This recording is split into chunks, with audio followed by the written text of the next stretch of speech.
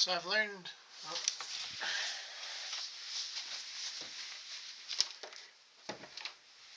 so I've learned my lesson not to record anything using a better camera.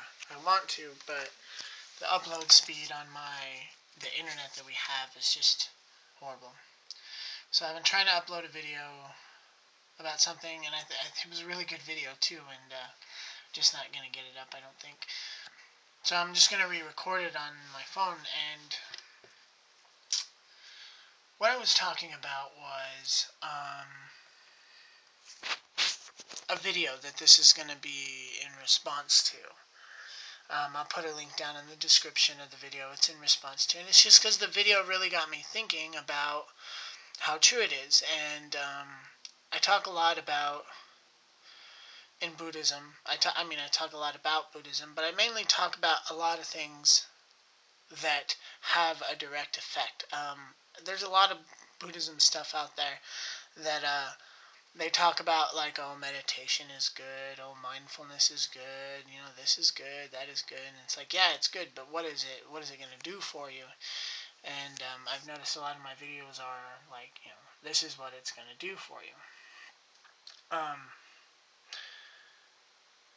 And the first thing that had a direct effect on me was the notion of the self.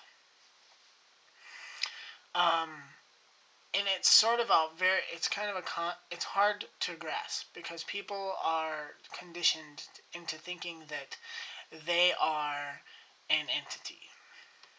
And, right, most people that are watching this are like, duh, like, of course, I'm me.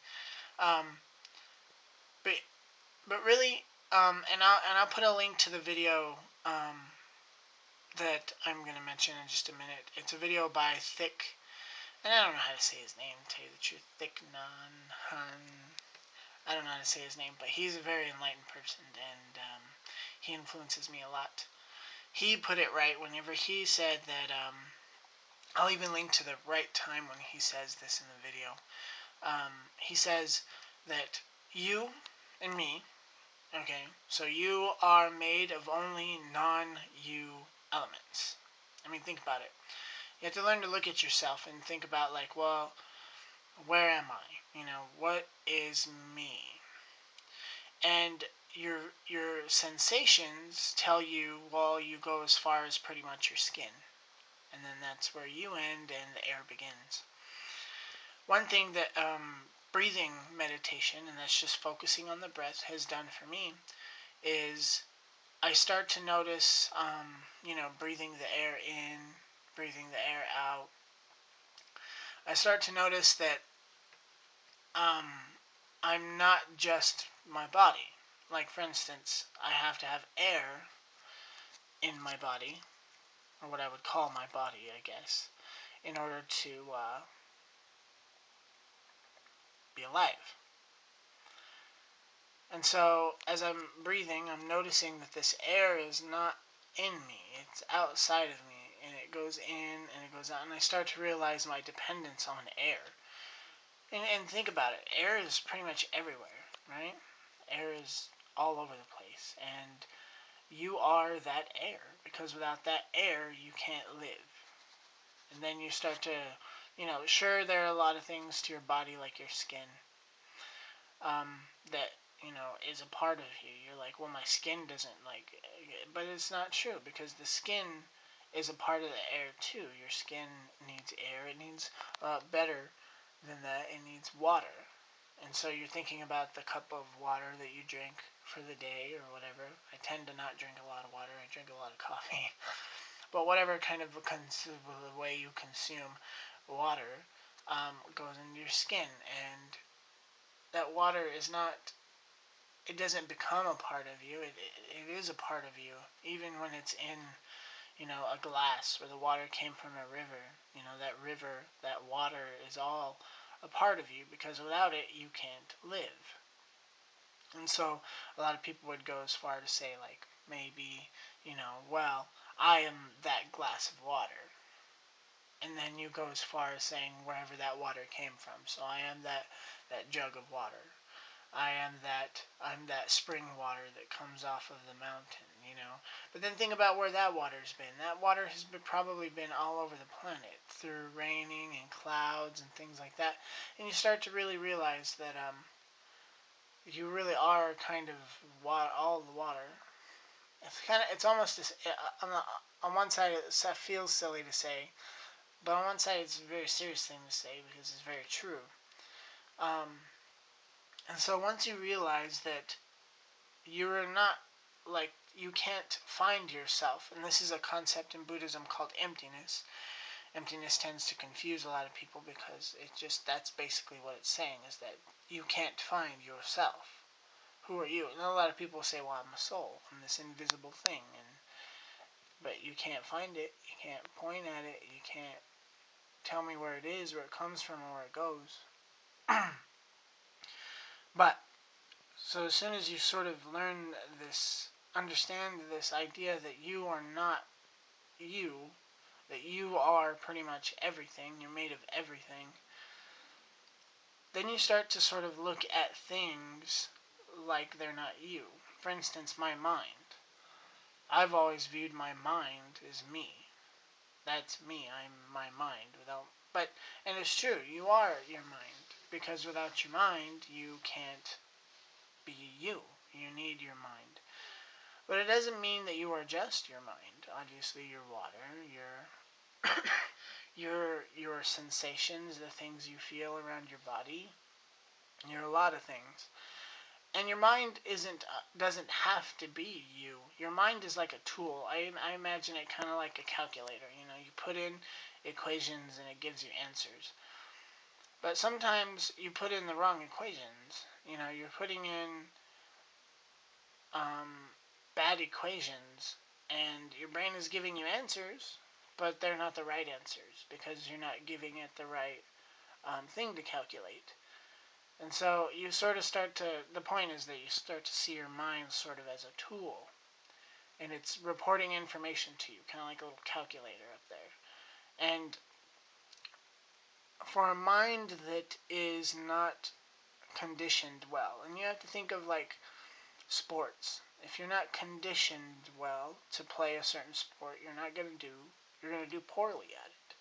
You have to keep practicing. You have to hone in a certain sort of part of the sport, whether it's throwing a ball or hitting it with a racket. You gotta master it. You gotta get it right. And the same is with your mind. But since people just seem to, and in this video, this guy talks about like surrendering to your mind. You know, you're like, yes sir, yes sir. You accept everything that your mind says. Is the first problem I started addressing whenever I became a Buddhist. And I certainly haven't mastered it yet. To tell you the truth, I don't practice well. I know what I need to do, but I usually don't make a lot of time to practice. But it definitely does help me just to know. And hopefully I will practice more and I will get better at it. But this video just reminded me that, I'm putting this video up sort of as a testament to that video, because it's true. You have to learn to look at your mind as a tool, it's like a calculator telling you things. Same thing with your heart, the same thing with your sensations. You know, sometimes you're annoyed and you don't really understand why you're annoyed. Your brain and your body is just telling you, I'm annoyed, but you don't even understand the equation that's being given to it. And so what I like to do is I tend to look deeply, and that's another meditative thing. That's taking meditation beyond the breath meditation and looking at something deeply, and knowing that there's an equation that's being put into your body, into your existence, into your system, and that equation is causing the things that you're feeling. And so you get back to that.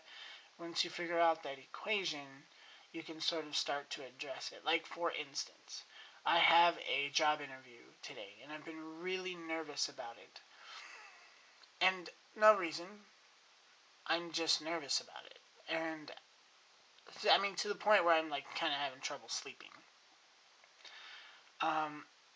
And after looking at it really deeply, I'm worried about a very trivial thing. This very trivial thing is triggering this fight or flight response in my body that just tenses me up and causes me not to be able to focus or to relax.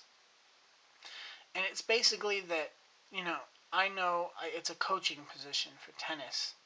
And, sometimes people explain things to me and I tend to get tripped up a little bit. But once I figured out that that was what was causing all of that basically suffering for me, I sort of looked at it and I was like, that's a really trivial thing that is causing all this suffering. Like, wow. Because I am pretty smart. All I need to do is fix that little trivial thing. And basically, I'm just going to make sure and pay attention and make sure and not do anything unless I understand what I'm doing, things like that. Now, all of a sudden, I feel better about it. Your body's fixed. And so your mind is definitely not you. It's a tool. And so that's basically what the video I was trying to record earlier was about that I couldn't upload. Hopefully I can upload this. I hope I haven't bored you for too long. See you later, Internet.